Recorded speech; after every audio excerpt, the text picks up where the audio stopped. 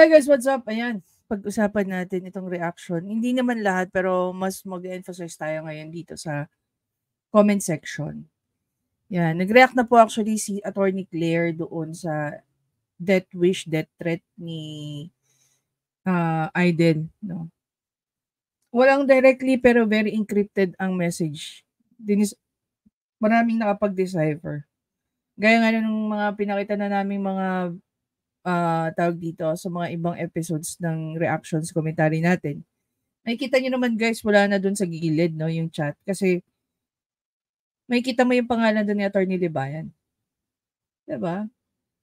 Anyway, pakinggan muna natin tong first few parts ng video ni Attorney Claire. Kita ko. Sino? May manggagalitin na naman, manggigigil na naman. Yeah. May iiyak na naman dito ulit. Paano ba nilang ma-correlate si Fiscal EJ kay Atty. Libayan?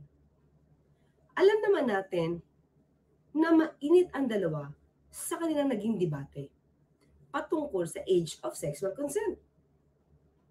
Kahit natapos na ang kanilang debate, nandun pa rin ang kanilang pagtatalo sa iba't ibang issue. Sa ngayon, ay nagkakaroon ng world war ang dalawa.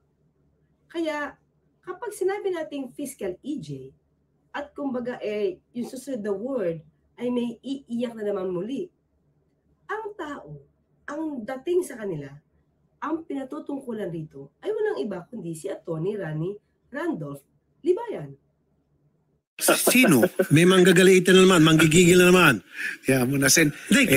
Mas gusto ko pag habang nagagalit, natutuwa, promise, I swear to God, natutuwa ako dahil makikita mo yung parang may sakit na Idinuktong pa ni Senator Raffy Tulfo na may manggagalaiti na naman. Sino? May manggagalitin na naman, manggigigil na naman. At alam ni Atty. Villamor kung sino yung pinatutungkulang ito ni Senator Raffy Tulfo. Kaya nga parang pabiro sinabing, sino yan? Nanggagalaiti, gigil na naman. Marami nakakaalam na kung paano ba mag-discuss itong si Atty. Libayan, may gigil talaga. Minsan ay ang dating ay galit, pero actually, ang dating sa iba ay nagbibigay lang ng emphasis. Pero syempre, alam naman natin na may pinagdaraanan si Atty. Libayan at saka si Senator Raffy Tulfo. Hindi ba't sinampahan pa nga ng kasong kriminal itong si Atty. Libayan patungkol sa copyright infringement ng RTIA? Yeah, muna sen. Mas gusto ko pag habang nagagalit, natutuwa, promise, I swear to God, natutuwa ako dahil makikita mo yung parang may sakit na Totoo yun. Mas maganda nga, tuntua ko habang gigil. Ay, basta't may marami ka na makakampisin. Baka balang isang araw, tumaob na lang. Dito kasi sa kanilang usapan ni Atty. Villamor, nandoon yung parang tuwan-tuwa si Senator Raffy Tulfo. Hindi natin alam kung pabiro ba niyang sinasabi to o nanggigigil din siya kay Atty. Libayan. Sabi nga niya, siya ay natutuwa kapag nakikita niya ito na nanggagalaiti, na para daw may sakit na. Natutuwa ako dahil makikita mo yung parang may sakit na At ang sinasabi mong sakit ay parang may sira na sa kanyang pag-iisip. Itong sinasabi mong tao. Habang ikaw ay nakatawa o nakangiti na parang masaya. Siguro nga, medyo pabiro ito sa dating sa'yo, pero sa ibang tao, hindi naging maganda yung dating na parang iniinsulto mo yung taong maaaring may sakit sa pag-iisip at nakatawa ka pa. Hindi ba rin insulto kaya ito sa mga taong may dinaramdam, merong mental disorder, or meron pinagdaraan ng problema sa kanilang pag-iisip at nakangiti ka pa? Medyo siguro dapat maging sensitive po kayo sa mga ganitong klaseng usapin. Sabi nga natin, baka pabiro sa inyo, pero marami sa paligid nyo ang naaapektuhan at nasasaktan. Marami ka na makakampi sa Baka balang isang araw, tumaob na lang. Wag naman. Ang hindi naging maganda sa pandinig ng iba ay nung sinabi ni Senator Raffy Tulfo na baka balang araw ay tumaob na lang. Alam naman natin na sa salitang kalye o yung colloquial word na pagpatay sa pamamagitan ng isang hired killer, taob. Pinataob. Ipataob mo na yan. So, siguro, kung nagbibiro man si Senator Raffy Tulfo, yung ginamit niyang salita, ang dating talaga, parang nagbabanta. Diba? Na baka balang araw ay tumaob na lang.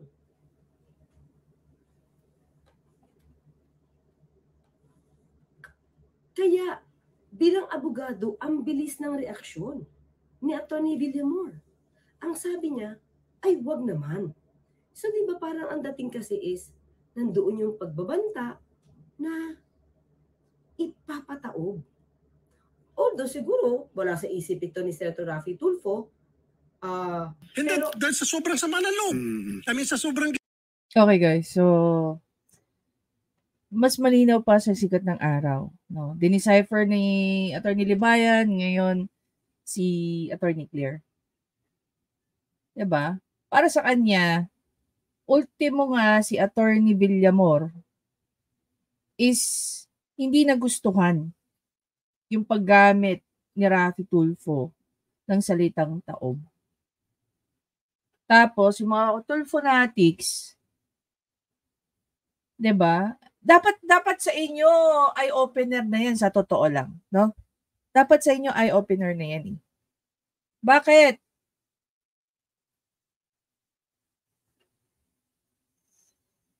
Yung magsalita ng ganyan si Raffy Tulfo sa mga kritiko. Kayo kasi hindi nyo nakikita yung sistemang ginagawa ni Raffy Tulfo. Kung nakapanood nyo yung isang episode ng Sausawero, sabi nga ni Atty. Claire doon sa kanyang hindi ko nga alam eh. I believe that was the second time na narinig ko kay Atty. Claire yan. She joined a government institution or agency as a legal officer. Eventually, she left that agency because of one very good reason. Ayaw niyang lokohin ng gobyerno, ayaw niyang lokohin ng taong bayan na nagpapasweldo sa kanya. Even if she was given a certificate that she can actually practice law while she was actually in that office, mas nanaig kay Atty. Claire ang prinsipyo. Yun yung sinasabi ko eh. Huwag mong ipagbibili ang prinsipyo mo. Huwag mong ipagbebenta, huwag mong yaano. Diba? Yun yung sobrang nakaka-amaze, no? Nakakamangha. Kaya hindi malayo talaga na i-admire mo, i-ano mo si Atty. Claire for living up with her principles.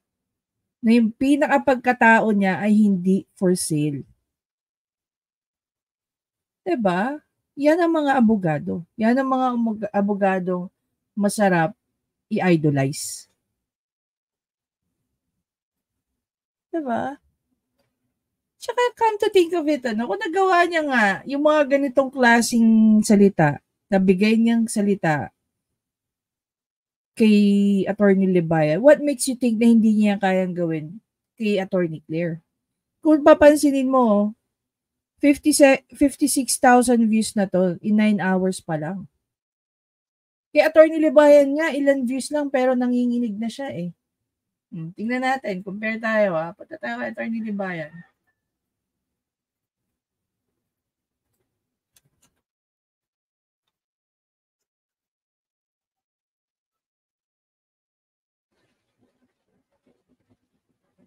Punta tayo kay Atty. Libayan. 37K views in 19 hours. Si Atty. Claire, 56,000 in 9 hours. Yung attorney Libayan nga lang nanginginig na siya eh, 'di ba? Natuwan-tuwa daw siya. Paano na lang kay Attorney Claire? Na mas maraming nanonood. Tapos with Attorney Claire, mas lalo pang na-expose yung mga bagay na nababiolate niya sa law. 'Di ba?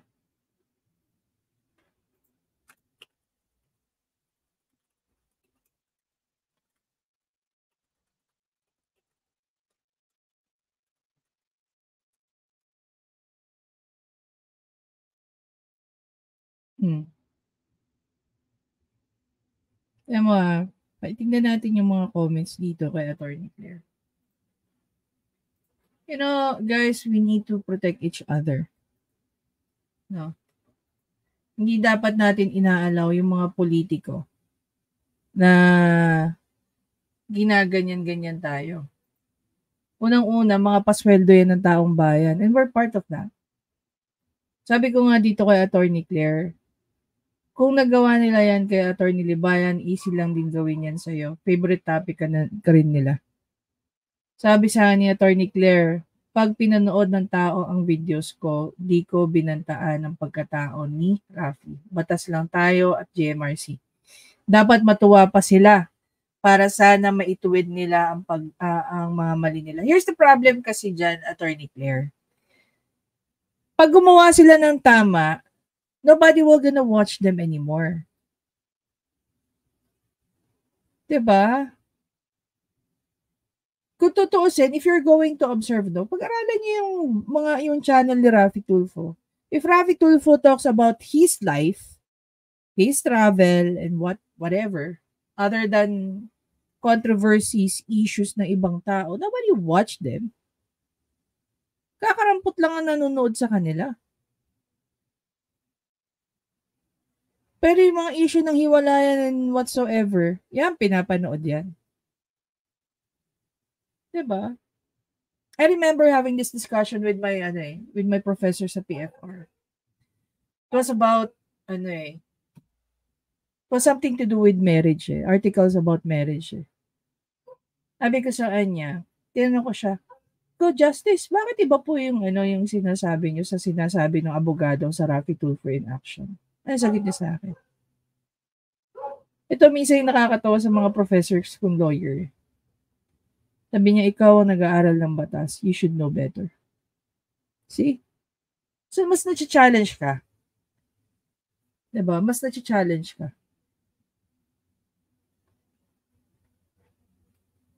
Sabi dito na isa, malala na to, sana matauhan ng mga taong nanonood dito sa senador na to. Simula na magka-posisyon, power tripping na masyadong ginagamit. Paano yung kanyang mga staff at yung mga taong nakapaligid sa kanya, hinahayaan lang din siya na maging ganon. Sabi ni MJ dito, taob, sumabog at magpadala ng bulaklak kahit sino maalarma at isipin nagbabanta talaga. Kung ginagawa niya na manggalaiti at ginawang misyon ang magalit, siya din yun Kaya nga siya nasisita ni Attorney Libayan. Kaya lumabas talaga lalong ugali na ginagamit lang talaga ang mahihirap. Take note ginagamit lang talaga ang mahihirap. People are, hindi lang ako, hindi lang sila Attorney Libayan, Attorney Claire, whoever. Even people who's, supporting all these channels. Diba? Kaya nga kami umalis. Kaya nga kami lumayo sa mga ni Rafi Tulfo. Ulitin ko, I stop creating videos about his program. Kasi paulit-ulit na lang. Naawa ako sa mga tao. Pero ngayon na politiko na siya, senador siya ng Pilipinas, pinapasahod natin siya. Bakit aanihin niya na wala tayong Tayo ba, ako may nakita ba kayong video niya na nag-react ako tungkol sa mga ng RTIA? I tried. Pero sabi ko, nonsense to. Sayang ang oras ko dito. Diba? Imagine niyo yung ibang politiko gumagawa na ng YouTube channel para lang i-expose yung sarili nila na sila ang gumawa ng bagay na ipinagmamalaki na ginawa di umano ni Raffy Tulfo.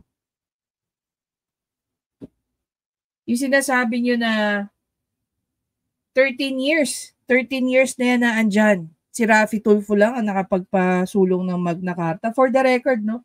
Huwag tayong maggaguhan dito. Sinertify as urgent yan ni PBBM. Kasi kung hindi yan na-certify as urgent, wala rin yan. Pangalawa, karamihan ng provisions na nilagay dyan sa Magna Carta copy-paste nyo sa MCL. Pangatlo, hindi lang po si Raffy Tulfo ang tao behind sa Magna Carta ng Seafarer. Marami po sila dyan na senador. Isa lang si Raffy Tulfo sa mga authors. It so happen na siguro dahil siya ay isang chairman ng migrant worker, kaya ginawa siyang sponsor dyan. Diba? Yung part ni Raffy Tulfo na pinagmamalaki niyo dyan bilang isang sponsor, siya lang ang taga-polish. And unfortunately, hindi naman siya nag-polish niyan eh. Diba? Kaya wag niyo suluhin. Alam yan ng maraming Pilipino na maraming tumulong kay Raffy Tulfo para lang maayos yan. Naging matunog na lang yung kay Senator Pia dahil sa mga salitang ginamit ni Raffy Tulfo na pang-aso. Saan ka nakakita? Senador, sinisigaw ang kapwa senador? Sino senador ang sinigawan si Raffy Tulfo? Si Raffy Tulfo, marami nang ipinahiyang ibang ng kapwa niya senador. Marami nang sinigawan. Diba? Tapos ipagmamalaki niyo sa amin. Hindi namin alam kung yung mga taong nanonood kay Raffy Tulfo bulag, tanga. I don't know. I don't wanna call them that. Pero for you people to support someone like that, nakakatawa kayo. There's a problem with your what? I don't know anymore. Mindset, thinking. What? Kinalakihan nyo? Kakalimutan nyo lahat yun? Bibitawan yan? Oh. Ako lang. Sabi ko. Yan sabi ni Attorney Villamor na tahimik na nagtatrabaho si Raffy Tulfo sa pagpapagawa ng bahay ng mga ng Nuesca ba o Gregorio? Kasi I will find it very odd na ipapagawa ni Raffy Tulfo yung bahay ng mga Nuesca. I think he was referring to the Gregorio family. Malinaw pa sa Sikat ng Araw yung pinakitang video ni Direk Freddy. Hindi yun kusang itinulong ni Raffy Tulfo. Yun ay hiniling ng pamilya Gregorio. Malaki po ang pagkakaiba nun. Diba? Sabi ni Linger ito, psychologically lahat ng sinabi ni Idol na merong sakit sa utak at sobrang galit ay walang ibang tinutukoy hindi ang sarili niya mismo. Sa sobrang pikon at galit sa lahat ng katotohanan na nakuha na niya, sabihin ng mga hindi dapat kapwa mo ay at ang national TV pa. Mas iniisip ko pa nga kung aabot pa sa 6 na taon ito sa Senado sa ginagawang pagkakalat niya bilang opisyal ng gobyerno pero mukhang kalaban pa ang estado na contribution ay puro mema lang. Exactly.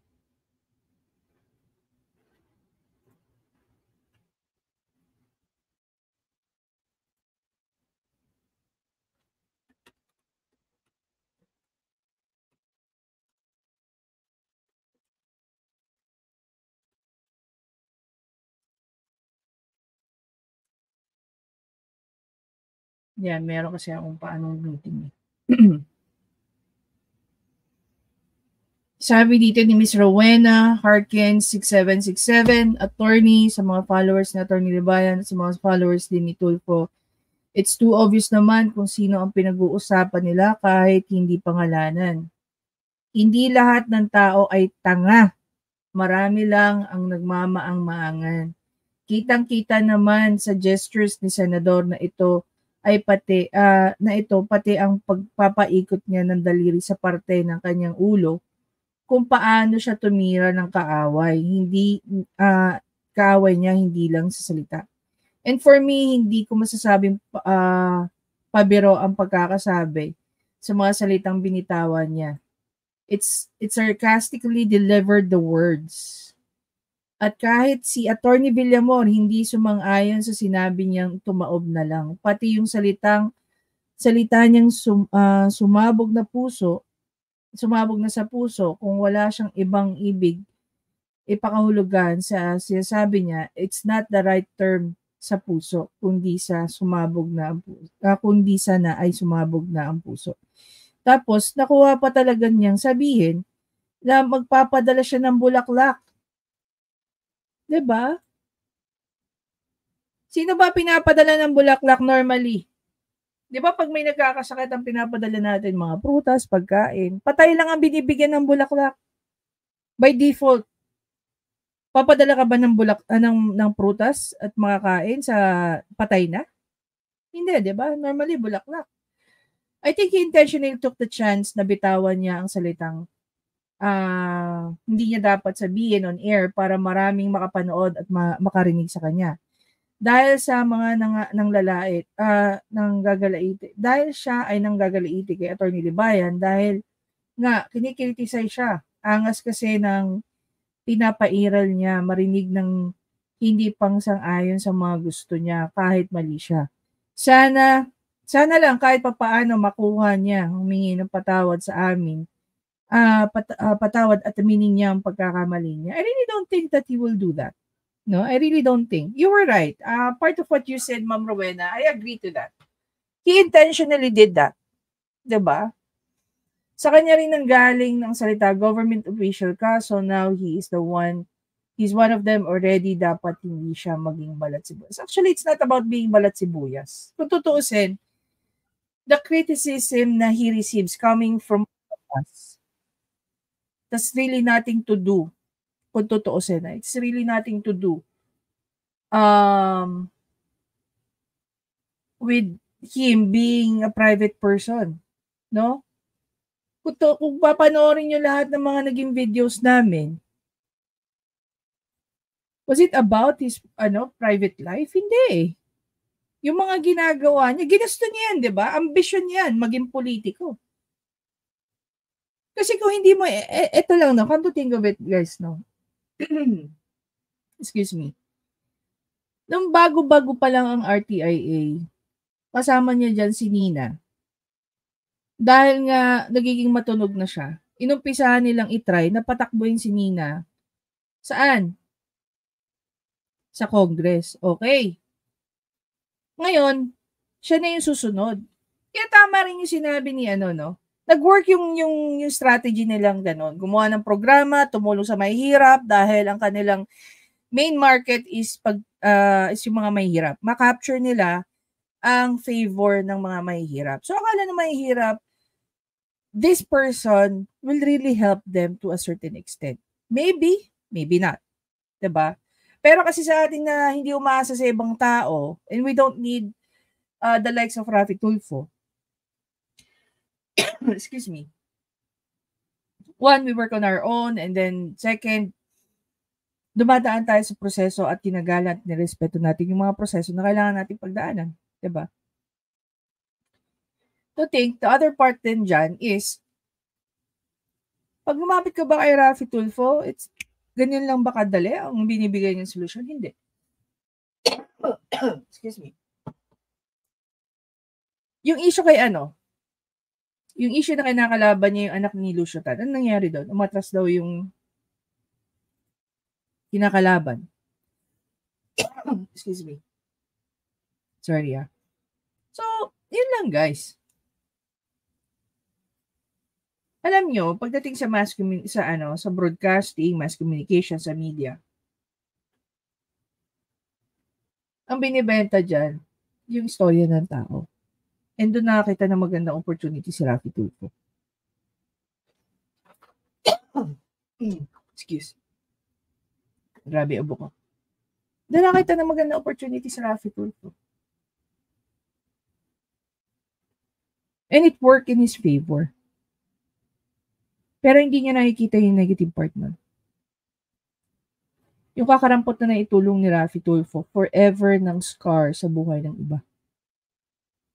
Hindi niya nakikita yung iyak ng mga taong yun. Ako personally, nasaksihan ko yun.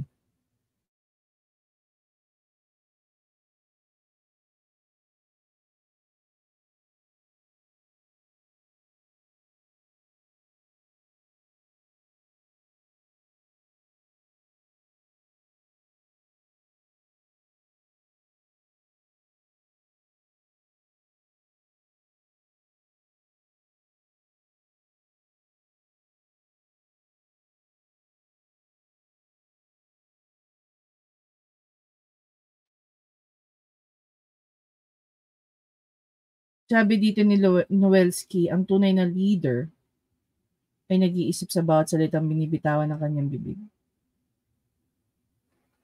Yes, I agree.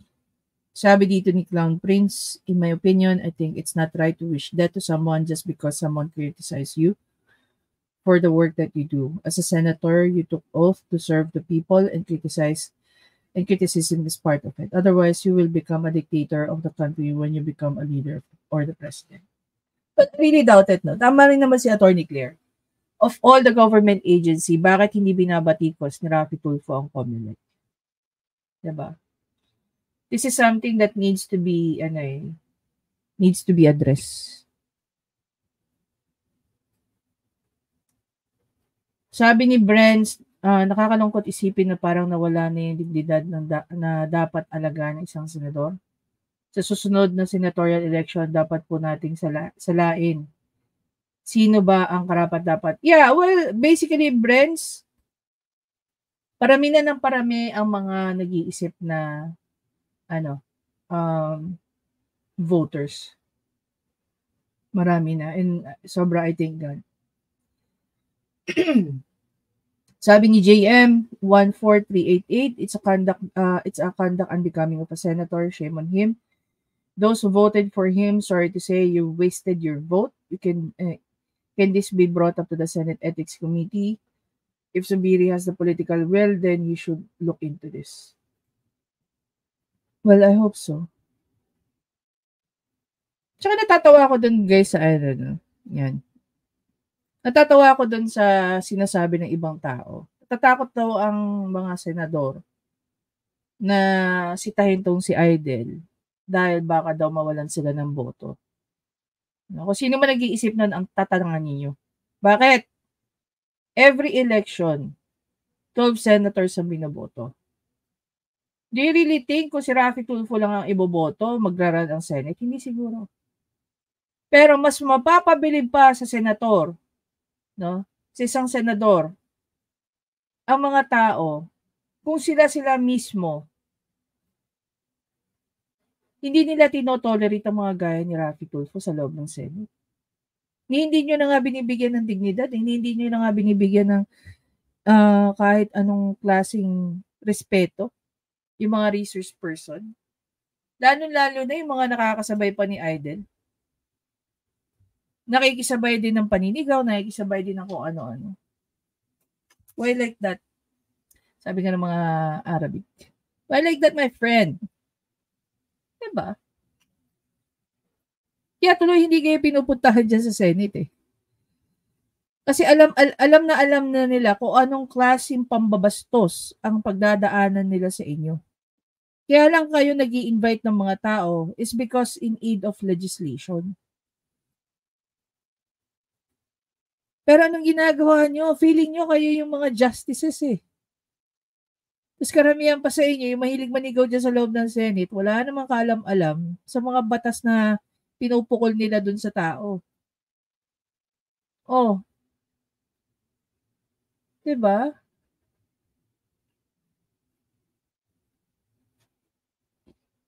Kung yung mga ganyan salitaan kayang gawin ni Raffy Tulfo sa isang attorney de bayan, how much more yung mga gaya natin, mga gaya ko.